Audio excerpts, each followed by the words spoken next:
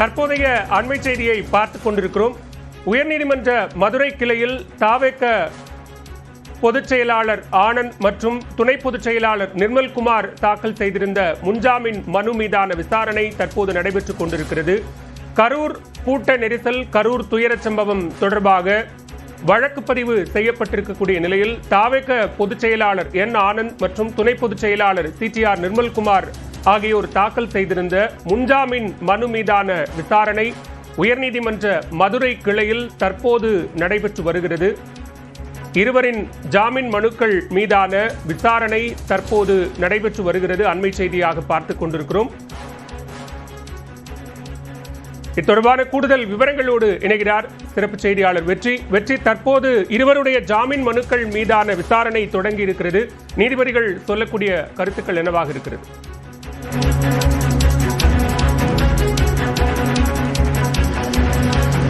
பாலவேல், அந்த கரூர் துயர சம்பவத்தில் காவல்துறையால் பதிவு செய்யப்பட்ட அந்த வழக்கில் தாவேகாவினுடைய பொதுச் செயலாளர் ஆனந்த்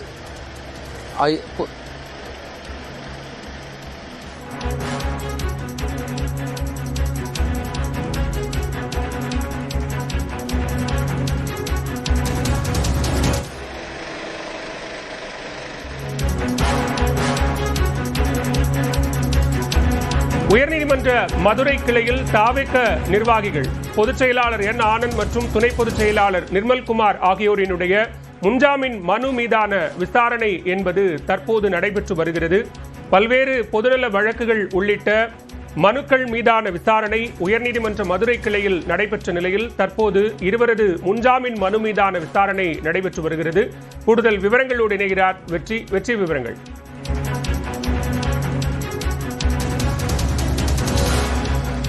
பாலவேல், அந்த கரூர் துயர சம்பவத்தில் கரூர் மாவட்ட போலீஸ் பதிவு செஞ்சிருந்த அந்த எஃப்ஐஆரில் தாவேகாவினுடைய பொதுச் செயலாளர் ஆனந்த் அப்புறம் இணை பொதுச் செயலாளர் சிடிஆர் நிர்மல்குமார் ஆகிய ரெண்டு பேர் உள்ளிட்ட மாவட்ட செயலாளர்கள் 2 பேர் மேல வழக்கு பதிவு செஞ்சிருந்தாங்க. மாவட்ட செயலாளர்கள் கைது செய்யப்பட்டிருக்காங்க.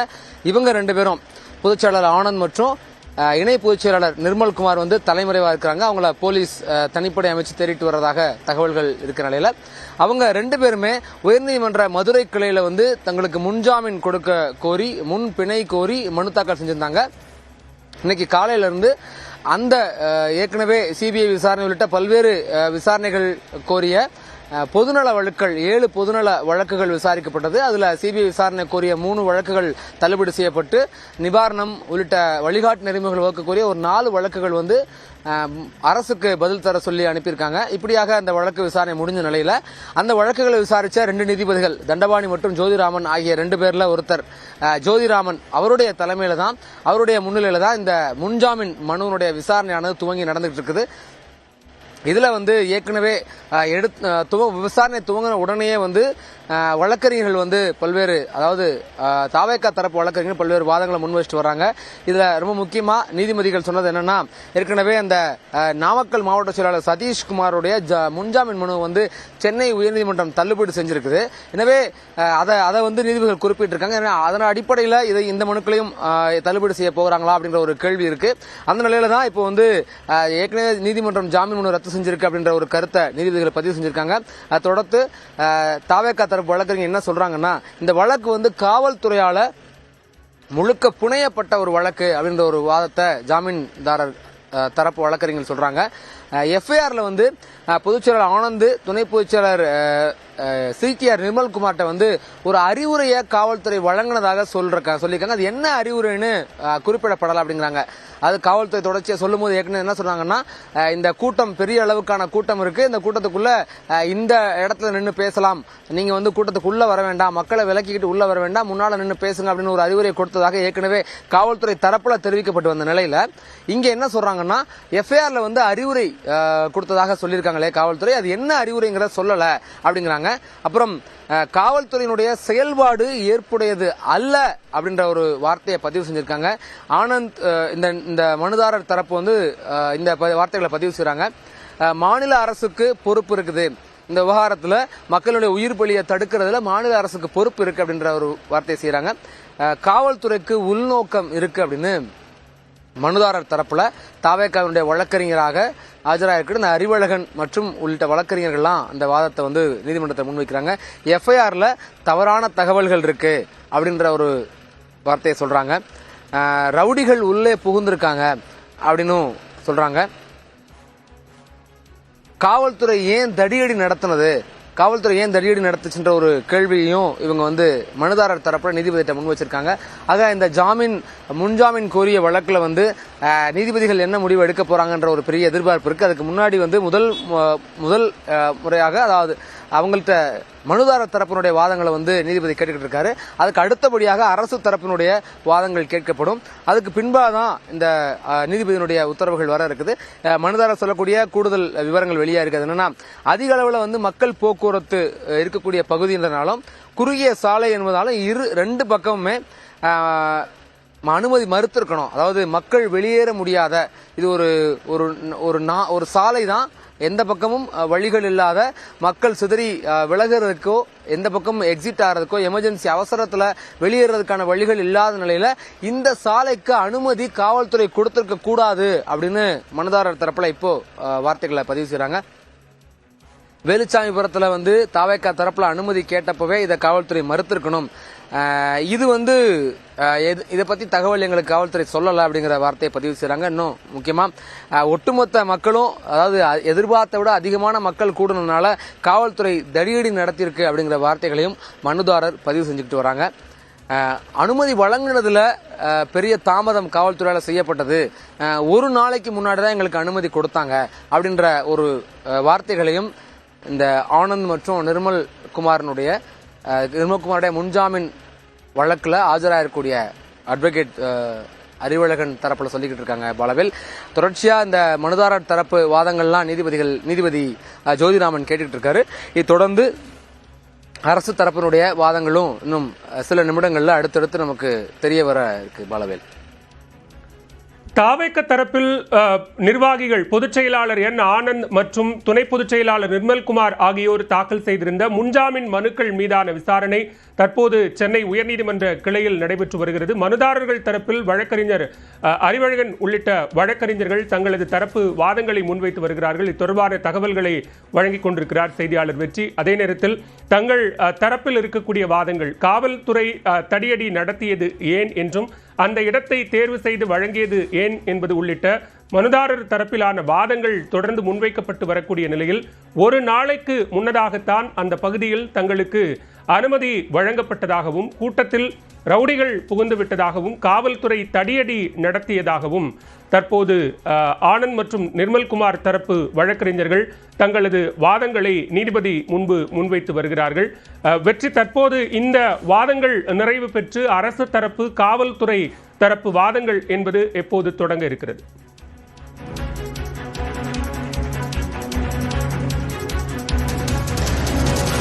பாலவேல், நம்ம வந்து இந்த ஜாமீன் வழக்கு அப்படிங்கிறது ஒரு தனி வழக்கு தான் அப்படின்னா கூட, பட் காலையில நடந்த அந்த பொதுநல வழக்கு சார்ந்த விவாதங்களோடையும் பொதுநல வழக்குல நீதிபதிகள் சொன்ன கருத்துக்களோடையும் இதை நம்ம தொடர்புபடுத்தி பார்த்துக்க முடியும். ஏன்னா காலையில அவங்க பேசும்போது தாவேகா தரப்புல இந்த ஏற்பாடுகளை செய்யும் போது என்ன அடிப்படை வசதிகள் அவங்க ஏற்பாடு செஞ்சிருந்தாங்க, என்ன அடிப்படை வசதிகள் அவங்க ஏற்பாடு செஞ்சதை மாநில காவல்துறை நேரில் ஆய்வு செஞ்சு, மாநில எல்என்டோ போலீஸ் சட்டம் ஒழுங்கு காவல்துறை வந்து எதையெல்லாம் உறுதி செஞ்சிருந்தது, மாநில நெடுஞ்சாலை, அதாவது நெடுஞ்சாலைகள்ல அனுமதி, இந்த மாதிரி அரசியல் கட்சியினுடைய பிரச்சாரங்களுக்கு அனுமதி கொடுக்கப்படுறதில்ல, அனுமதி கொடுக்கக்கூடாதுன்னு ஏற்கனவே உத்தரவு இருக்கு, அதை கடந்து எப்படி இந்த அனுமதியானது கொடுக்கப்பட்டது, இப்படின்ற மாதிரியான பல்வேறு விவாதங்கள்லாம் காலையில் நடந்தது. அரசு தரப்புல இருந்து பல்வேறு விவகாரங்கள் முன் வச்சாங்க.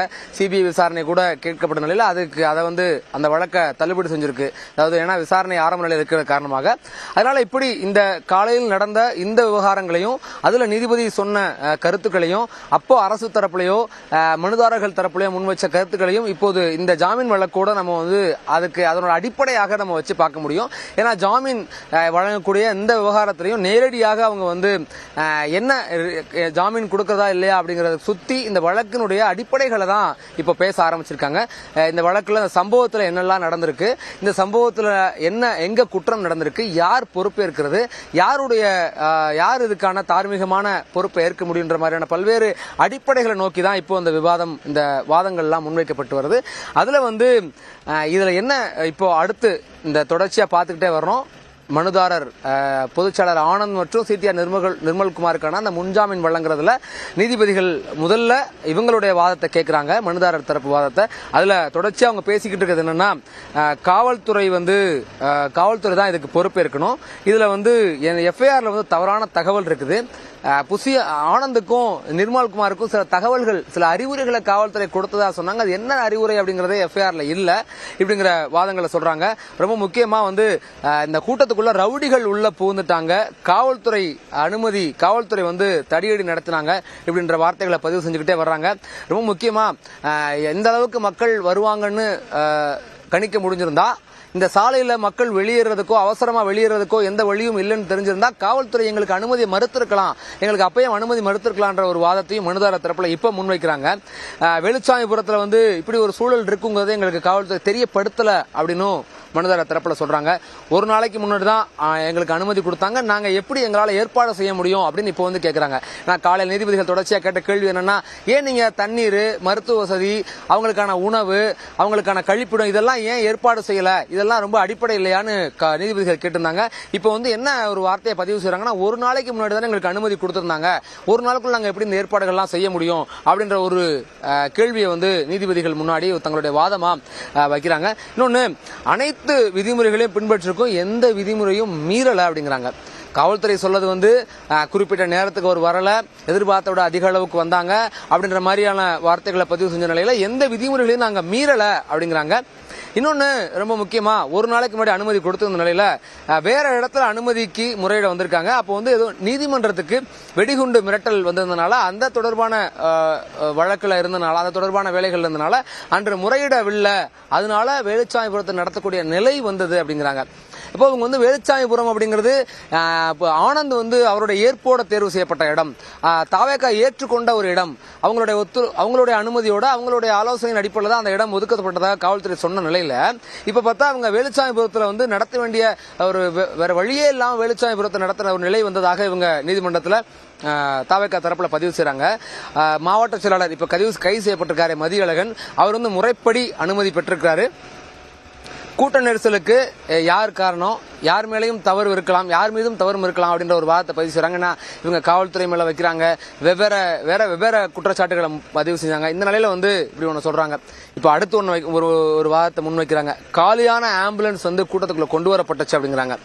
இது என்னன்னா, அந்த இடத்துல விஜயினுடைய வாகனத்தை நோக்கி காலனியை வீசி அந்த மக்கள் கவனத்தை திருப்பினது அவங்க மயங்கி இருக்காங்க, அவங்களுக்கான அவசர உதவி தேவை இருக்குன்னு அவங்க சொல்றதுக்கு எரிஞ்ச நிலையில அந்த இடத்துல விஜய் தான் ஆம்புலன்ஸ் வர சொல்லுங்கன்னு சொல்லியிருந்தாரு. சொன்னதுக்கு அப்புறம் தான் தாவேகாவினுடைய கட்சியினுடைய கொடி, அதனுடைய ஸ்டிக்கர் ஒட்டின ஆம்புலன்ஸ் தான் வந்திருந்தது. இப்போ இவங்க என்ன சொல்றாங்கன்னா, அந்த ஆம்புலன்ஸ் தொடர்ந்து 108 ஆம்புலன்ஸ், பல்வேறு தனியார் ஆம்புலன்ஸ் எல்லாமே வந்திருந்தது. அதுலதான் எல்லாருடைய உடல்கள் எடுத்துட்டு போகப்பட்டுச்சு, மக்கள் சிகிச்சை கொண்டு போகப்பட்டாங்க. இப்போ கூட்டத்துக்குள்ள காலியான ஆம்புலன்ஸ் கொண்டு வரப்பட்டது அப்படிங்கிறாங்க. ஏன்னா இந்த மக்கள் எல்லாம் காயமடைஞ்சவங்க எல்லாம் எடுத்துட்டு போனதுக்கு அப்புறம் கடைசியில பாக்குறோம், ஆம்புலன்ஸ் டிரைவரை மறிச்சு தாவேகா உறுப்பினர்கள், தொண்டர்கள்லாம் தாக்கியிருந்தாங்க. அப்பவும் காவல்துறை தடியடி நடத்தி அவங்கள விரட்டி இருந்தாங்க. அந்த தாக்குன சம்பவம் அது மேல ஒரு பல்வேறு கேள்விகள் இருந்தது. ஆம்புலன்ஸ் ஓட்டுநரை ஏன் இவங்க தாக்குனாங்க அப்படின்னு. இப்ப என்ன சொல்றாங்கன்னா, நீதிமன்றத்தில் காலியான ஆம்புலன்ஸ் கூட்டத்துக்குள்ள கொண்டு வரப்பட்டது அப்படிங்கிறாங்க. அது அப்ப இருந்து அவங்க முன்வைக்கக்கூடிய ஒரு வாதங்கள்ல ஒண்ணு. விபத்தை விபத்தா தான் பார்க்கணும், அதுக்காக பொதுச் செயலாளர் மேல எப்படி வழக்கு பதிவு செய்ய முடியும்னு ஒரு கேள்வி எழுப்புறாங்க. இந்த கூட்டத்துக்கு அனுமதி வாங்கியவர், அதாவது இதுக்கான அந்த கட்சியினுடைய பொதுச் செயலாளர் அப்படிங்கிற அடிப்படையில் வழக்கு பதிவு செஞ்சிருக்கதா காவல்துறை சொல்லியிருந்தாங்க. ஆனா இவங்க ஒரு விபத்தா தான் பார்க்கணும், எதுக்கு பொதுச் செயலாளர் மேல வழக்கு பதிவு செய்றீங்கன்ற ஒரு கேள்வியை, ஒரு வாதத்தை நீதிபதி முன்னாடி மனுதாரர் தரப்பில் வைக்கிறாங்க. கூட்டத்தை கட்டுப்படுத்துறதுக்கான பொறுப்பு யாருக்கு இருக்கு? கூட்டத்தை கட்டுப்படுத்துறது அரசினுடைய கடமை. கட்டுக்கடங்காத கூட்டம் இருந்தாலும் காவல்துறை கட்டுப்படுத்திருக்கணும்.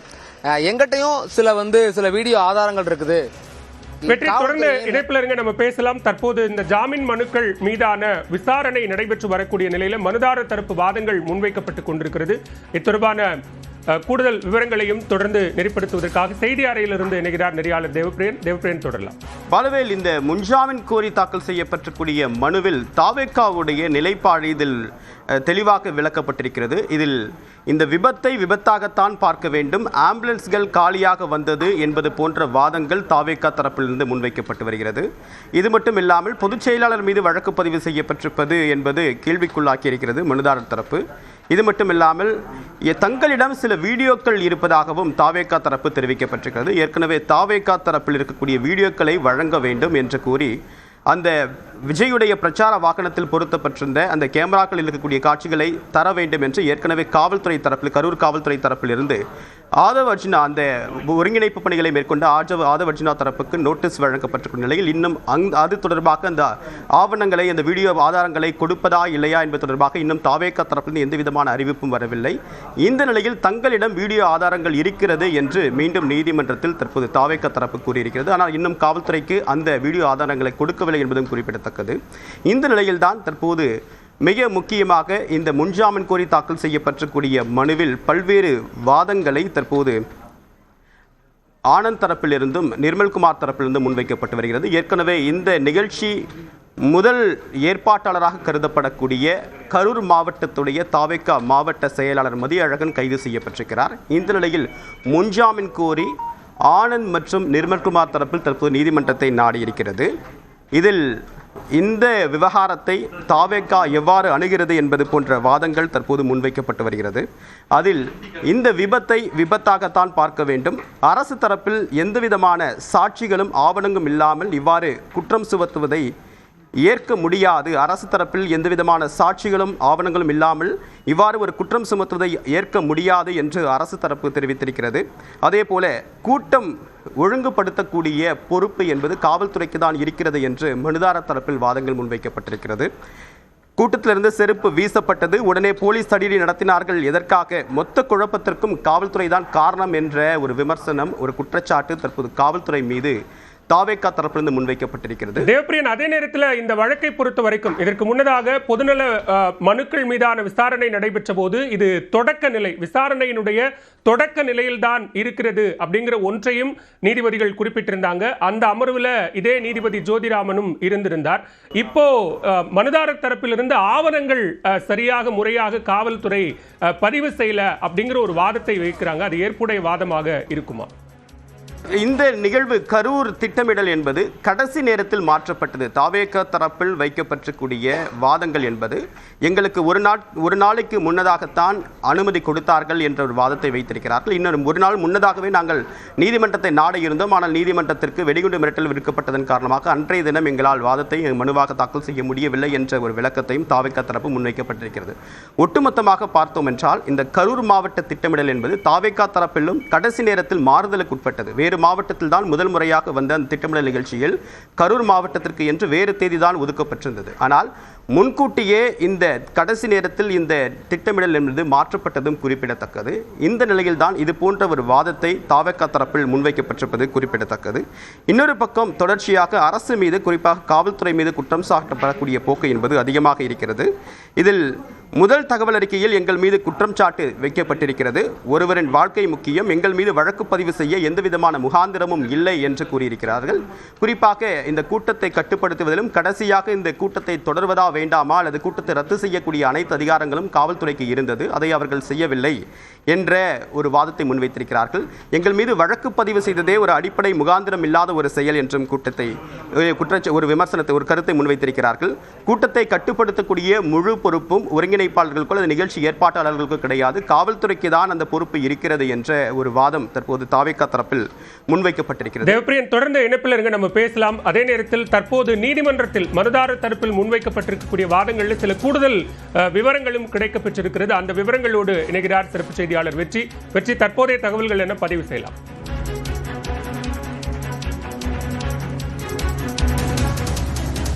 பாலவேல் இவங்க வைக்கக்கூடிய இந்த இப்போ ஜாமீன் கோரி பேசும்போது மனுதாரர் தரப்புல தாவேக்கா வழக்கறிஞர் வைக்கக்கூடிய வாதம் என்னன்னா, அடிப்படையில இந்த இடத்தை வந்து அவங்க தேர்வு செய்யறதுக்கு வேற வழி இல்லாம தேர்வு செய்ய வேண்டிய சூழல் உருவாச்சு அப்படிங்கிறாங்க.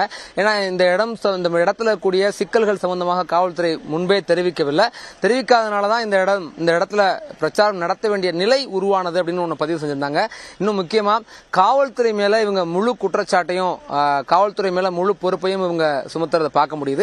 இவங்களுடைய வார்த்தைகள் அப்படிதான் இருக்கு. அதிகமாக கூட்டம் இருக்கும்போது காவல்துறை நடத்துறது, கூட்டத்துக்குள்ள குழப்பத்தை ஏற்படுத்தினது காவல்துறை தான் அப்படின்ற வார்த்தையில பதிவு செய்யறாங்க. எங்களால எப்படி கூட்டத்தை கட்டுப்படுத்த முடியும்? முதல் தகவல் அறிக்கையில எங்க மேல குற்றச்சாட்டு சுமத்தப்பட்டிருக்கு, தாவேக்கா மேல குற்றச்சாட்டு சுமத்தப்பட்டிருக்கு. இது வந்து இதுல இந்த குற்றச்சாட்டு மேல நியாயம் இல்லை அப்படிங்கிற ஒரு வார்த்தையை பதிவு செய்யறாங்க. ரொம்ப முக்கியமா கூட்டம் ஒழுங்கா தான் இருந்தது, தொண்டர்கள் ஒழுங்கா இருந்தாங்க. அதுல கூட்டத்துக்குள்ள ஒரு செருப்பு வீசப்பட்ட உடனே போலீசார் தடியை நடத்தினாங்க, மொத்த குழப்பத்துக்கும் அவங்க தான் காரணம் இப்படின்ற மாதிரி வார்த்தைகளை பதிவு செய்யறாங்க. ஒருவருடைய வாழ்க்கை முக்கியம், எங்க மேல வழக்கு பதிவு செய்ய எந்த முகாந்திரமும் இல்ல அப்படின்ற வார்த்தைகளை சொல்றாங்க. நீதிபதி இறுதியில் என்ன சொல்றாருன்னா, உயிரிழந்தவர்களுடைய குடும்ப நிலையைத்தான் நீதிமன்றம் கருத்தில் கொள்கிறது. இவங்க என்ன குற்றச்சாட்டுகளை வந்து காவல்துறை மேல இவங்க தாவேக்கா தரப்புல முன்வைக்கிறாங்க, தொடர்ச்சியா முன்வைச்சு வரக்கூடிய நிலையில நீதிபதி சொல்லக்கூடிய வார்த்தை அப்படிங்கிறது, உயிரிழந்தவர்களுடைய குடும்ப நிலையை தான் நீதிமன்றம் கருத்தில் கொள்கிறது. யார் இழந்திருக்காங்களோ இழந்தவர்கள் பக்கம் பாதிக்கப்பட்டவர்களுடைய இடத்திலிருந்து தான் நீதிமன்றம் கருத்தில் கொள்கிறது அப்படின்றாங்க. ரொம்ப முக்கியமா இன்னொரு வார்த்தையை நீதிபதி அந்த வார்த்தையை சொன்னதுக்கு அப்புறம் இன்னொரு வார்த்தை என்ன சொல்றாங்கன்னா, உள்நோக்கத்துடன் உயிரிழப்பு ஏற்படுத்தியிருக்கிறாங்க அப்படின்னு சொல்றாங்க. ஒரு பொதுச் செயலாளர் அவர்களது தொண்டர்களை கொலை செய்ய முயல்வாரா அப்படின்ற மாதிரியான வாதங்களை வழக்கறிஞர் தரப்புல முன்வைக்கிறாங்க. இதெல்லாம் காலையில எப்படி அந்த நெடுஞ்சாலைத்துறையில எப்படி அனுமதி கொடுத்தீங்கன்ற இடத்துக்கு வரும்போது எப்படி அந்த வழக்கு தீவிரம் அடைஞ்சதோ, அந்த வழக்கு பல்வேறு வழக்கினுடைய விசாரணைகள் அந்த மாதிரி இப்போ இந்த வழக்கு தீவிரமடையுது. ஒரு பொதுச் செயலாளர் தன்னுடைய தொண்டர்களை கொலை செய்வாரா? எங்களுக்கு கூட்டத்தை கட்டுப்படுத்த என்ன பொறுப்பு இருக்குது? ஏன் காவல்துறை தான் குழப்பம் ஏற்படுத்துறாங்க? இப்படியான வாதங்களை சொல்லிக்கிட்டே வர்றாங்க.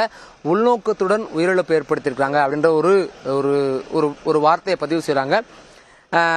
அடுத்து இவங்க தொடர்ச்சியா காவல்துறை சொல்லக்கூடிய வார்த்தைகள் விஜய் தாமதமாக வந்தாரு, அதன் காரணமாக கூட்டத்தினுடைய எண்ணிக்கை அதிகரிச்சு இந்த சம்பவம் நேர்றதுக்கு காரணமா ஒன்று சொல்லும்போது இவங்க என்ன சொல்றாங்கன்னா, எங்கள் தலைவர் அதாவது விஜய் 4 மணி நேரம் தாமதமா வந்திருக்காரு.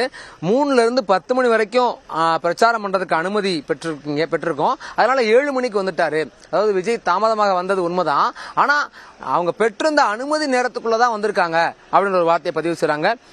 எங்களுக்கு எந்த பொறுப்பும் கிடையாது, இந்த கூட்டத்தை ஏற்பாடு செய்த மதியழகன் தான் பொறுப்பவர். அதாவது இப்போ மாவட்ட செயலாளர் 2 பேர் மேல வழக்கு பதிவு செஞ்சிருக்காங்க, மாவட்ட செயலர் 2 பேர்ல கைது பண்ணிருக்காங்க இல்லையா, அதுல மதியழகன் தான் அந்த சம்பந்தப்பட்ட வெளிச்சாமிபுரம் பகுதிக்கு உட்பட்ட மாவட்ட செயலாளர். அவர் தான் பொறுப்பாவாரு. இதுல எப்படி பொதுச் செயலாளரும் இணை பொதுச் செயலாளரும் எப்படி பொறுப்பாவாங்க? இவங்களுக்கு இதுல எந்த ரோலும் இல்ல, இந்த கூட்டம் அனுமதி வாங்குறதுலயோ அந்த இடத்து சம்பந்தப்பட்ட இடம் சார்ந்து எங்களுக்கு எந்த பொறுப்பும் இல்லை அப்படின்ற ஒரு வார்த்தைகளை சொல்றாங்க. எனவே ஆனந்த் மேல வழக்கு பதிவு செய்வதற்கு முகாந்திரம் இல்ல. மதியழகன் அந்த வார்த்தையை சொல்லிட்டு மதியழகனுக்கு அந்த இடத்துல பொறுப்பு இருக்குன்னு சொன்னவங்க அடுத்த வார்த்தை மதியழகன் தவறு செய்யல, காவல்துறையும் அரசும் தான் தவறு செஞ்சிருக்குது அப்படின்னு அவங்க சொல்றாங்க. இந்த வார்த்தைகளை அவங்க சொல்லிக்கிட்டு இருக்கும்போது நீதிபதி சொல்லக்கூடிய பதில் என்னன்னா, நிகழ்ச்சி ஏற்பாட்டாளர்களுக்கும் உரிய பொறுப்பும் கடமையும் உள்ளது அப்படிங்கிறாங்க. இவங்க மனுதாரர் தரப்பினுடைய வாதத்தெல்லாம் தொகுத்து பார்த்தோம் அப்படின்னா அவங்க முழு குற்றச்சாட்டையும் முழு பொறுப்பையும் மொத்த இழப்புக்கும் இந்த சம்பவத்துக்கும் முழு காரணமாக காவல்துறையை சொல்றாங்க, அரசு சொல்றாங்க. ஆனா நீதிபதி இப்போ ஒரு வார்த்தையை பதிவு செய்யறாரு, நிகழ்ச்சி ஏற்பாட்டாளர்களுக்கும் உரிய பொறுப்பும் கடமையும் இருக்குது அப்படின்ற ஒரு வார்த்தையை நீதிபதி பதிவு செய்யறாங்க. இது ரொம்ப முக்கியமானது. மனுதாரர்கள் அதுக்கு அடுத்து கேட்கிறாங்க, தடியடி ஏன் நடத்தினாங்க?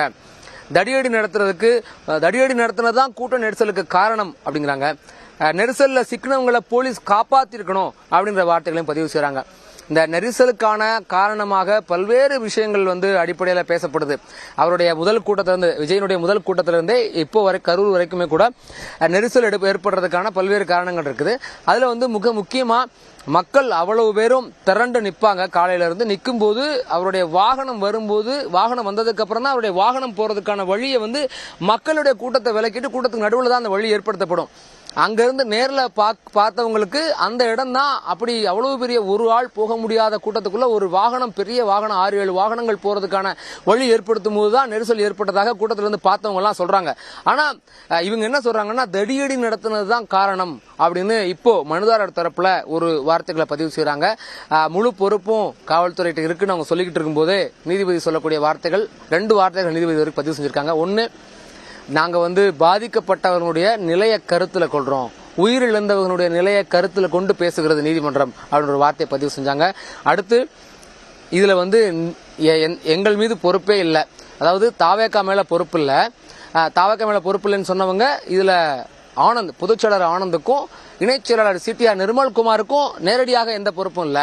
அதுக்கு அனுமதி வாங்கினதோ அதுக்கு அந்த இடம் சம்பந்தப்பட்டதுக்கோ கரூர் மாவட்ட செயலர் மதியழகனுக்கு தான் பொறுப்பு இருக்கு. எனவே அவரும் கூட தப்பு செய்யல, காவல்துறையும் போலீஸும் அரசும் தான் தப்பு செஞ்சிருக்கு அப்படின்ற மாதிரி வார்த்தைகள்லாம் சொல்லிக்கிட்டே வந்தாங்க. அப்பதான் நீதிபதிகள் இல்ல, கட்சிக்கும் நிகழ்ச்சி ஏற்பாடு செஞ்சவங்களுக்கும் தமிழக வெற்றி கழகத்துக்கும் உரிய பொறுப்பும் கடமையும் இருக்கு அப்படின்ற வார்த்தைகளை நீதிபதிகள் பதிவு செஞ்சிருக்காங்க. மேலதிகமாக கொஞ்சம் தகவல்கள் வெளியா இருக்கு. அது என்னன்னா, நாங்க தான் தாவேக்கா தான் நிகழ்ச்சி காரணம்னு சொல்றது ஏற்புடையதில்லை அப்படின்னு மறுபடியும் நீதிபதி சொன்ன கருத்துக்கு இவங்க பதில் வாதம் முன்வைக்கிறாங்க. வெளியே சொல்ல முடியாத நிலை இருக்குது, எங்க தொண்டர்கள் 41 பேர் உயிரிழந்திருக்காங்க, இதற்காக எங்கள் மீது குற்றவியல் வழக்கு பதிவு செய்யக்கூடாது அப்படின்ற இதுக்கு பல நீதிமன்ற உத்தரவுகள் இருக்குன்னு அதையும் மேற்கோள் காட்டியும் பேசுறாங்க. எங்களுடைய தொண்டர்கள் இறந்திருக்காங்க 41 பேர், இதற்காக எங்க மேல குற்றவியல் வழக்கு பதிவு செய்யக்கூடாது அப்படின்ற மாதிரியான வாதங்கள் எல்லாம் மனுதாரர் தரப்புல முன்வைக்கப்பட்டு வருது. இப்போ இவங்களுடைய வாதம் முடிஞ்ச உடனே அரசு தரப்பினுடைய வழக்கறிஞருடைய வாதத்தை நீதிபதி கேட்க போறாங்க. கேட்டதுக்கு அப்புறம் தான் இவங்களுக்கான முன்ஜாமீன் வழங்குறதுல என்ன உத்தரவு நீதிபதிகள் பிறப்பிப்பாங்க அப்படின்ற ஒரு கேள்வி இருக்கு. ஆனா வழக்கு துவங்கும் போதே ஒரு வார்த்தையை பதிவு செஞ்சிருக்காங்க. ஏற்கனவே இந்த நாமக்கல் மாவட்ட செயலாளர் சதீஷ் சென்னை உயர்நீதிமன்றத்தில் ஒரு வழக்கு பதிவு செஞ்சு முன்ஜாமீன் கேட்டதுனால அந்த முன்ஜாமீன் தள்ளுபடி செய்யப்பட்டது. அந்த மனு நீதிமன்றம் மிக கடுமையா அவரை கண்டிச்சு அந்த மனுவை தள்ளுபடி செஞ்சது அப்படின்ற வார்த்தையை பதிவு செஞ்சதுனால இவங்களுக்கு முன்ஜாமீன் அவ்வளவு எளிதாக கிடைக்குமா அப்படிங்கிற ஒரு கேள்வியும் இருக்கு. இதுல நீதிபதிகள் என்ன சொல்றாங்க அப்படிங்கிறது இன்னும் சற்று நேரத்தில் தெரிய வந்துரும். பலவேல் நிச்சயமாக வெற்றி, தொடர்ந்து பேசலாம். தற்போது முன்ஜாமீன் மனு மீதான மனுதாரர் தரப்பு வாதங்கள் முன்வைக்கப்பட்டுக் கொண்டிருக்கக்கூடிய நிலையில் இது நிறைவடைந்ததும் காவல்துறை மற்றும் அரசு தரப்பு வாதங்கள் முன்வைக்கப்பட இருக்கின்றன. இது தொடர்பான நேரலையை தொடர்ந்து பார்க்க இருக்கிறோம் ஒரு சிறிய இடைவேளைக்கு பிறகு.